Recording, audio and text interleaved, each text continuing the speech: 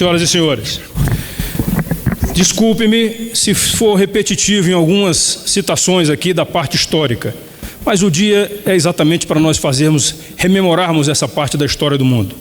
Senhoras e senhores, rememorar a Segunda Guerra Mundial em sessão solene do Legislativo Federal é mais do que um ato de reverência às vítimas do nazifascismo que assolou o planeta e aos que alcançaram a vitória contra as forças do eixo.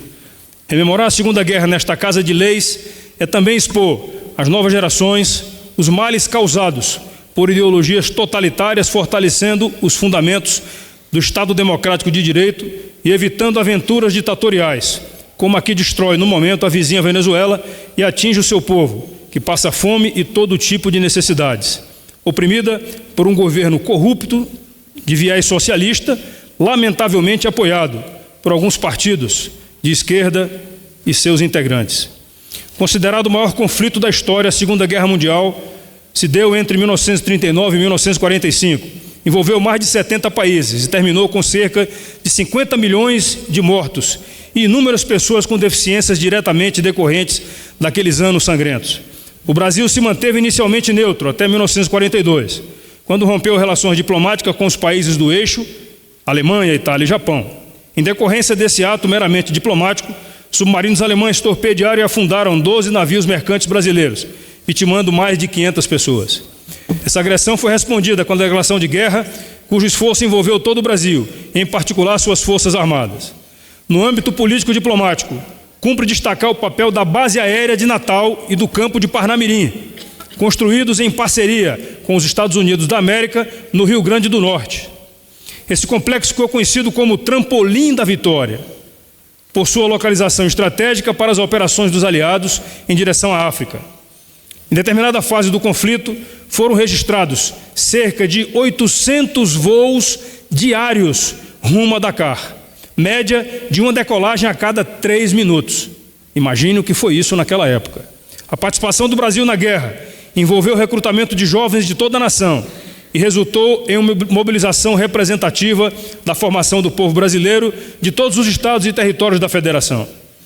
O Exército, que ao começo do conflito bélico na Europa mantinha escassos efetivos no Nordeste, cerca de 6 mil homens apenas, elevou seus efetivos para 50 mil, ocupando a ilha de Fernando Noronha e vários outros pontos do litoral propícios a um possível desembarque. Foi criado o Teatro de Operações do Nordeste. Muitos civis também contribuíram heroicamente para o esforço de guerra nos campos, nas fábricas e nas mais diversas atividades. Na Amazônia, por exemplo, vale lembrar dos soldados da borracha recém-falado aqui pela deputada Perpétua, que trabalharam sob condições inóspitas para que não faltasse matéria-prima na linha de frente. Nunca nos esqueceremos das mulheres que compuseram o quadro de enfermeiras do Serviço de Saúde do Exército na Força Expedicionária Brasileira e das enfermeiras que se incorporaram ao esforço de guerra da Força Aérea. A coragem e o pioneirismo dessas mulheres merecem nossa mais respeitosa continência. No Atlântico, nossa Marinha do Brasil foi mobilizada para defender o litoral brasileiro e escoltar comboios em longas e complexas operações de guerra que redundaram em milhares de vidas sacrificadas e 31 navios mercantes afundados. Aos heróis do mar, nossa mais respeitosa continência. A emoção tem uma razão. Meu segundo pai foi pracinha da Marinha e já é falecido já há 10 anos. A jovem Força Aérea Brasileira teve um desempenho heróico na Europa, representada pela Esquadrilha de Ligação e Observação e primeiro Grupo de Aviação de Caça, que eternizou o lema Senta Pua. Nos 4 primeiros meses de 1945, os aviões do Grupo de Caça Brasileiro fizeram 1.728 saídas, o que dá uma média de um avião atingido,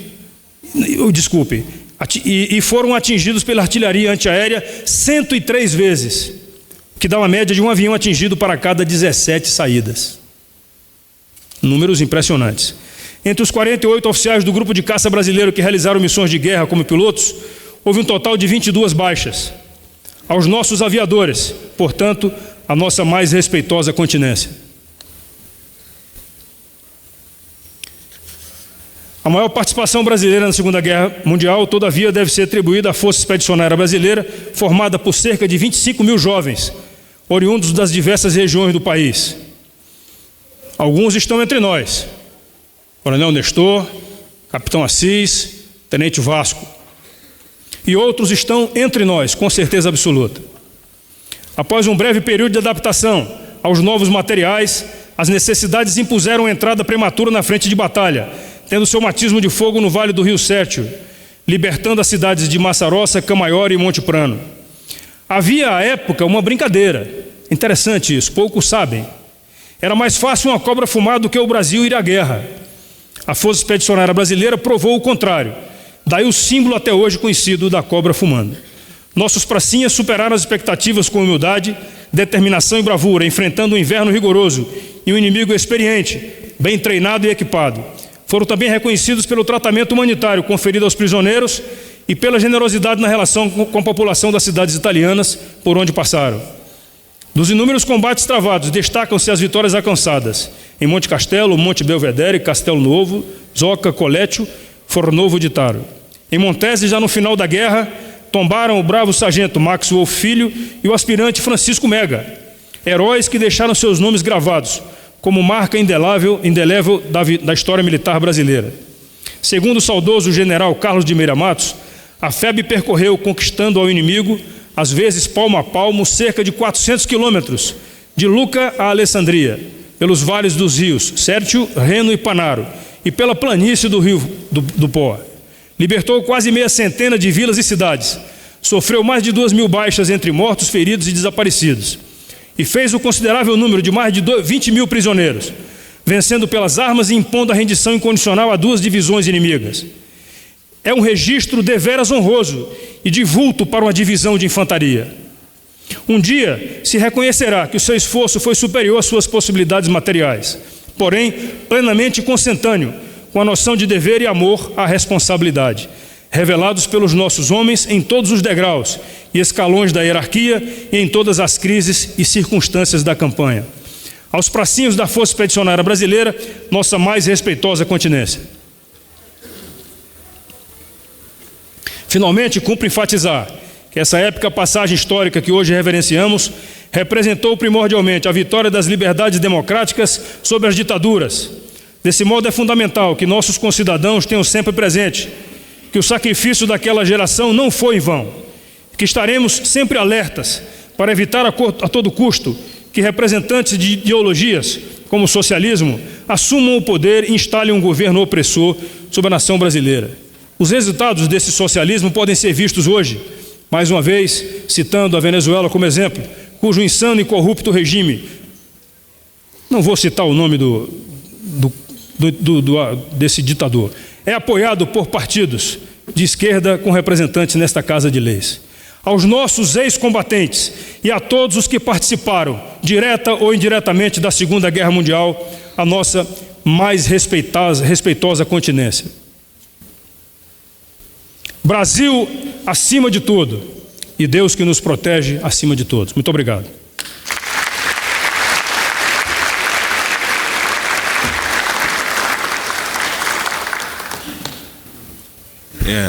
Próximo palestrante será o deputado.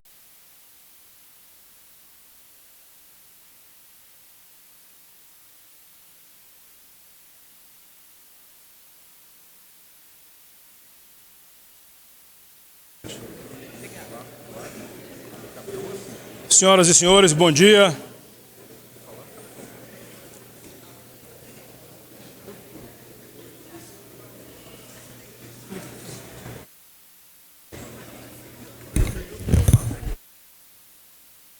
Senhoras e senhores, bom dia. Declaro aberta a sessão sob a proteção de Deus e em nome do povo brasileiro. Iniciamos os nossos trabalhos. Fica dispensada a leitura da ata da sessão anterior. Estamos hoje numa sessão solene em homenagem ao Dia da Vitória e aos expedicionários brasileiros. Esta sessão foi requerida pelos deputados federais General Girão, Flávia Arruda e Coronel Armando. Gostaria de convidar os requerentes para comparecerem aqui à mesa, por favor.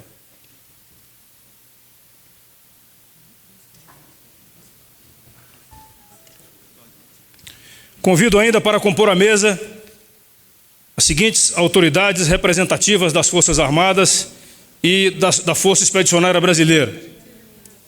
General de Exército Eduardo Dias da Costa Vilas Boas, antigo comandante do Exército, por favor, convidamos o senhor aqui à nossa presença.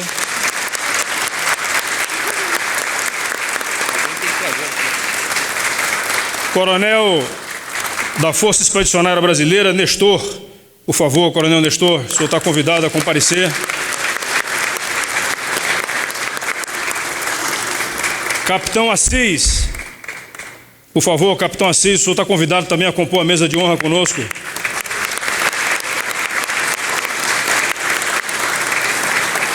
Tenente Vasco, por favor, Tenente Vasco, o senhor também está convidado a compor a mesa de honra aqui conosco.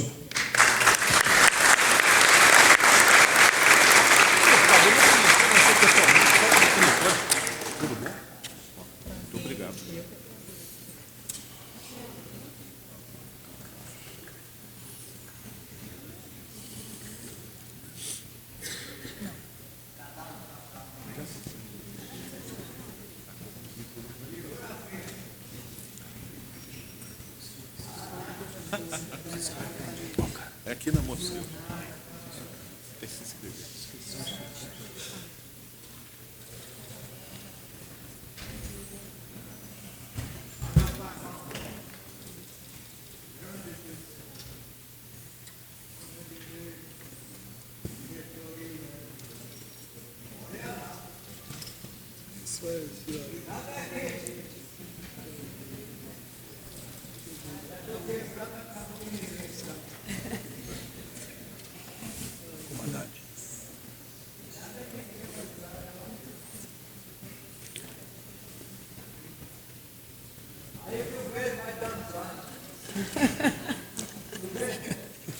Está cantando e agora que o velho vai dar azar.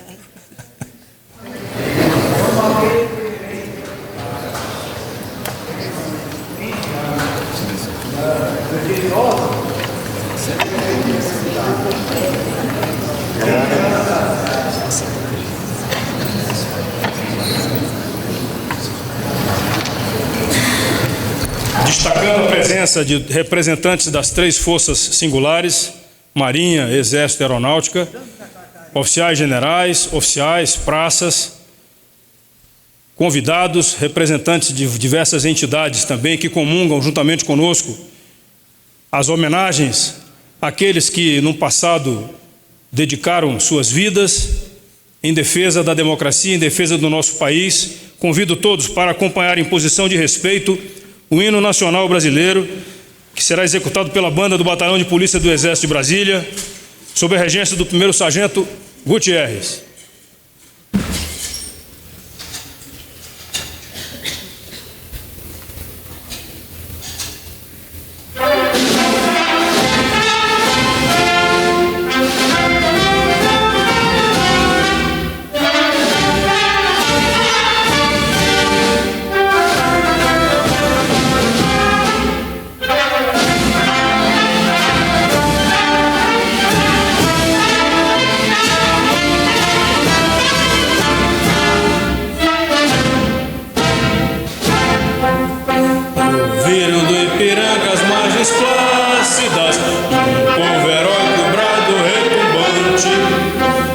Sol da liberdade em raios fúlgidos brilhou no céu da pátria nesse instante.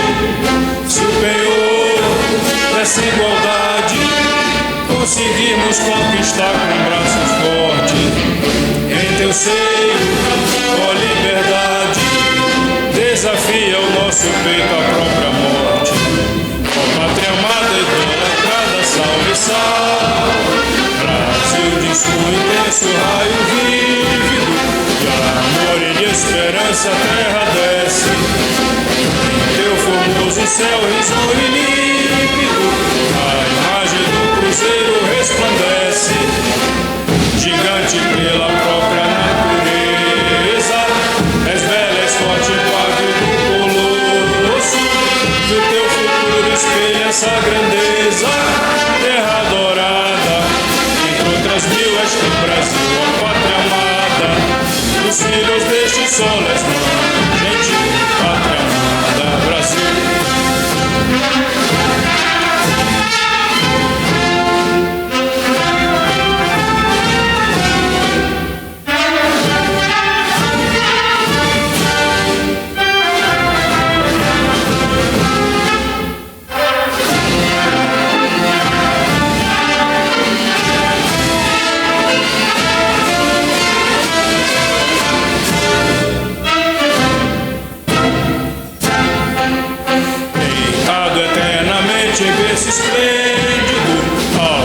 do mar e a luz do céu profundo.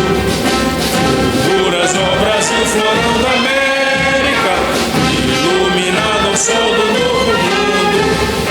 Do que a terra mais garrida, seus risonhos lindos campos têm mais flores, nossos bosques têm mais vida, nossa vida no teu seio mais amores. Ó pátria amada e idolatrada, São e Sal, Brasil de amor eterno, seja símbolo, lábaro que ostentas estrelado, indica o verde louro desta flâmula, mas no futuro e glória no passado. Mas ergues da justiça a clava forte, verás que o filho teu não foge à luta, nem teme quem te adora a própria morte. Terra adorada, entre outras mil és tu, Brasil, ó pátria amada, os filhos deste sol és gentil, pátria amada, Brasil.